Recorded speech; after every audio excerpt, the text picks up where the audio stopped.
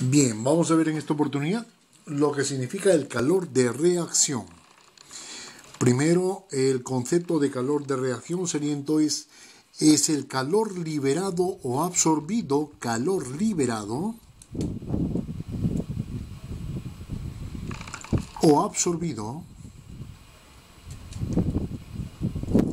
cuando ocurre una reacción química. Cuando ocurre una reacción química. Esto vendría a ser lo que se llama el calor de reacción. Pero este calor de reacción, y así como las reacciones químicas, pueden ser de dos formas. El primer tipo de calor de reacción sería calor de reacción a volumen constante. Volumen constante. Ese calor de reacción nosotros lo vamos a denotar como Q sub V. Y esto va a ser igual a la variación de la energía interna que ocurre en nuestro o que pasa en nuestro sistema. Donde esa U se llama energía interna. Energía interna. Eso, para ver un poquito lo que significa la energía interna, yo os indicaría interna que se den una vuelta por los vídeos de termodinámica en la primera parte de los vídeos de termodinámica y vean ahí lo que significan las funciones o propiedades de estado. Y lo que significan las propiedades intensivas y lo que significan las propiedades extensivas. Sería muy bueno que pasen ahí a ver en los vídeos de termodinámica en la primera parte, ¿ok? Pues bueno, y esta variación, todo delta siempre se va a cuantificar como el valor final menos el valor inicial. Esto vendría, ¿qué significa el U2? U2 significa la energía interna pero a una temperatura 2. Y análogamente la U1 sería energía interna pero a una temperatura T1. Por lo tanto diríamos de que el calor a volumen constante, que es igual a delta de U, ya lo sabemos cuánto es, que lo colocamos aquí en una sola expresión y esto se va a cuantificar como la integral del CV, calor específico a volumen constante, multiplicado, si está por moles, por el número de moles, por el diferencial de T, desde una temperatura T1 hasta una temperatura T2. Esto vendría a ser entonces lo que significaría el calor a volumen constante. Una cosita muy importante aquí, que es lo que tenemos que hacer, de que cuando aparece una Q, esto es únicamente, las unidades estaría en joules en el sistema internacional. Pero muchas veces nos dan a nosotros o nos piden la Q específica, o sea, la Q a volumen constante.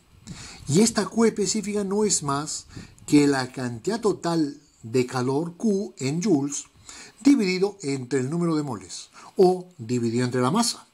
Vendría a ser entonces esto lo que se llama las unidades de esta magnitud sería entonces en joule por mol o kilojoule por mol, me da lo mismo. Joule por mol. ¿Está bien? Pues bien, esto significaría entonces que nosotros podemos cuantificar el Q minúscula volumétrico de esta manera. Como lo dividimos el N aquí al primer miembro y nos quedaría entonces, que se llamaría entonces aquí delta de U minúscula o el U con la guiba, porque ese U con la guiba significa por unidad de mol. Y esto sería el U guiba 2 menos el U guiba 1. Y esto sería entonces la integral, como el N ha bajado a dividir a todo esto, nos quedaría entonces CV, diferencial de T, desde T1 hasta T. Esto vendría a ser entonces el Q minúscula, o sea, el joule por mol. Pues bien, la tenemos entonces allí, lo que significaría el calor a volumen constante. Vamos al siguiente, sería entonces el 2, y sería a presión constante. A presión constante. Esa presión constante se lo denota como Q sub P. Y esto sería delta de la H, donde esa H se llama la entalpía. De idéntica manera, colocaríamos entonces que tendríamos que ir ahí a los vídeos de termodinámica parte 1 primera parte, para visualizarlo el concepto de lo que significa entalpía, propiedad extensiva, propiedad intensiva y todo lo que. De idéntica manera que el caso del delta de U, delta de H sería entonces H final menos el H inicial, donde el H2 poseería la entalpía a la temperatura T2 y la H1 sería la entalpía a la temperatura T1. Pues bien, la tenemos ahí. Pero si yo quiero cuantificar esto, la H está en función del Cp, por lo tanto, el calor a presión constante, que sería entonces delta de H, que sería lo mismo H2 menos H1, que sería lo mismo la integral, calor específico a presión constante, y si es por unidad de mole la multiplicamos por el N, porque estamos cuantificando entalpías totales, por diferencial de T. Desde la temperatura T1 hasta la temperatura T2. Esto vendría a ser nuestra fórmula que corresponde al calor a presión constante. Unidades. Como es un Q total, la unidad en el sistema internacional estaría entonces en Joule o kilojoule, pero en base del Joule. Pues bien, ahora, de idéntica manera que el calor a volumen constante, podemos cuantificar el Q minúscula a presión constante. Esto sería entonces el delta de H por unidad de mol, y esto sería el H específica 2, el H específica 1, como el N ha bajado a dividir, nos quedaría integral calor específico a presión constante, diferencial de T, desde la T1 hasta la T2. Esto vendría a ser entonces lo que se denomina calor a presión constante pero específico. Pues bien, ahora digo, si este es lo que nosotros tenemos, sabemos aquí de antemano, sabemos aquí también por termodinámica, de que para los sólidos y líquidos se cumple que el Cp, calor específico a presión constante, es muy parecido del CV. O sea que no hay ninguna diferencia entre calor específico de un sólido y el CV del sólido. Calor específico del líquido y el CV del líquido. Son parecidos, excepto para el agua. Para el H2O. Y visualicen ustedes cómo cuantifica o cuánto vale el Cp del agua líquida y el Cp del, por ejemplo, del sólido, del hielo. Es casi la mitad, pero esa es la excepción. Pero si yo digo, por ejemplo, para el caso de los gases, para gases, colocaríamos nosotros de que ese Cp, calor específico a presión constante, no es lo mismo que el CV. La diferencia de ambos, ojo, estamos hablando por unidad de mol, Cp menos CV, va a ser igual a una constante y esa constante es la R. ¿Qué cosa era la R? ¿Qué cosa era la R? La constante universal de los gases. Y esto se conoce como la ecuación de Mayer. Ecuación de Mayer. ¿Está bien? Recordar además, observación, que el Cp siempre es un churro en función de la temperatura. Si yo quiero calcular el Cp a una temperatura puntual, tendré que especificar esta ecuación. El A más bt al cuadrado más c aquí t a la 1, t al cuadrado más el dt al cubo, y esto es el Cp a una temperatura determinada, ¿está claro? Pero nosotros podemos hablar del Cp medios, claro, Cp medios. Entonces digo, y el Cp medios, Cp medio, que lo colocaríamos ahí, o promedio, por matemática sería entonces una integral entre una temperatura T1 y T2. Desde T1 hasta T2, de la A más el BT más el CT al cuadrado más el DT cubo, y esto multiplicado por el diferencial de T entre el valor del intervalo T1 a T2, que sería T2 menos T1. Esto vendría a ser entonces lo que significa el Cp medio. Si a mí me dicen, por ejemplo, el calor específico del agua es 1 caloría por gramo y grado centígrado, me están dando el Cp promedio, para la temperatura desde 0 grados centígrados hasta 100 grados centígrados, porque en ese intervalo el agua está como líquido.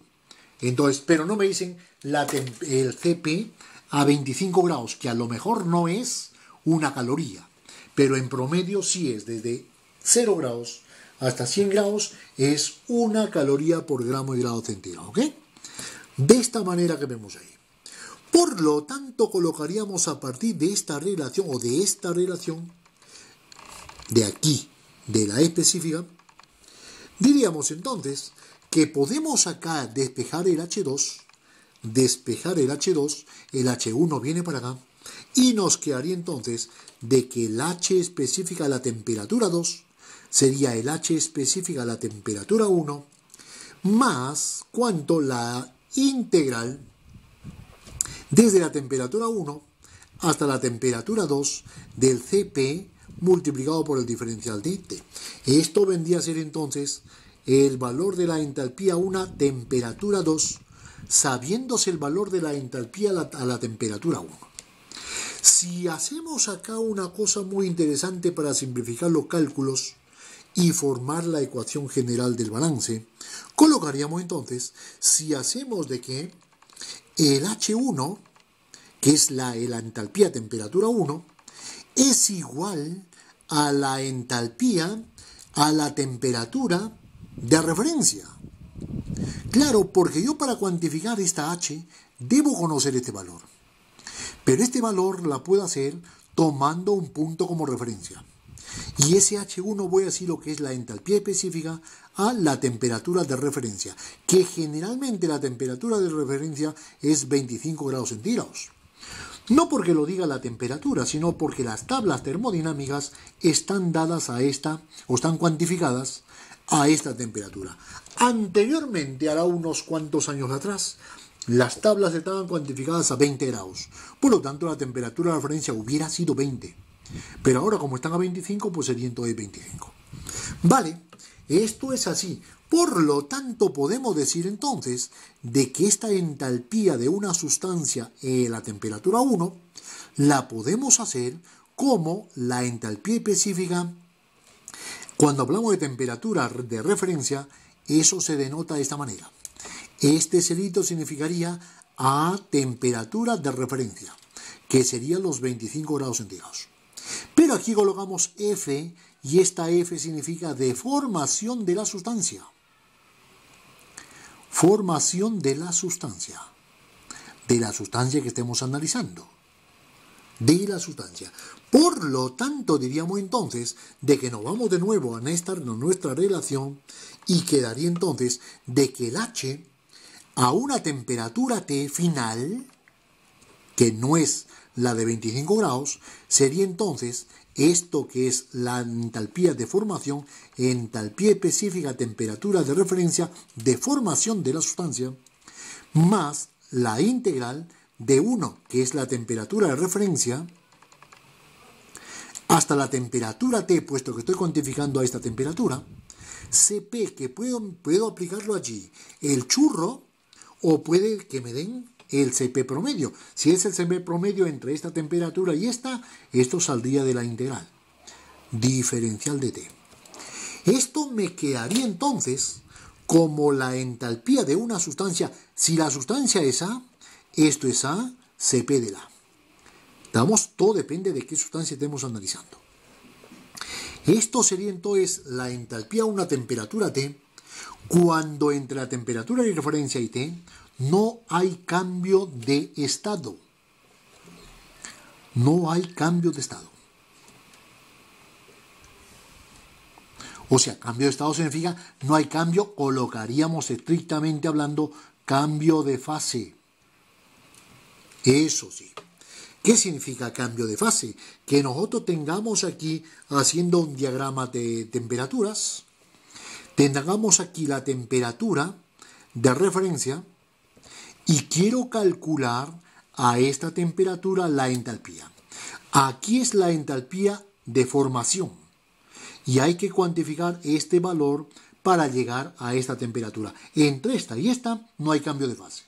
Todo sería líquido, o todo sería vapor, o todo sería sólido. Pero en el caso de los sólidos, pues ya ves. Colocaríamos entonces esta figura de que la entalpía a esta temperatura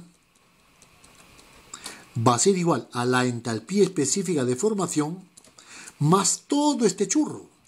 Y esto hace referencia a este término. Ese calor de aquí para acá hace la referencia a esto. ¿Ok? Esto sería entonces... Ahora, ¿qué pasaría cuando nosotros queremos calcular una diferencia de temperaturas entre una T1 y una T2? Y que no sea referencia ni la T1 ni la T2 sea la temperatura de referencia. Entonces colocaríamos de esta manera.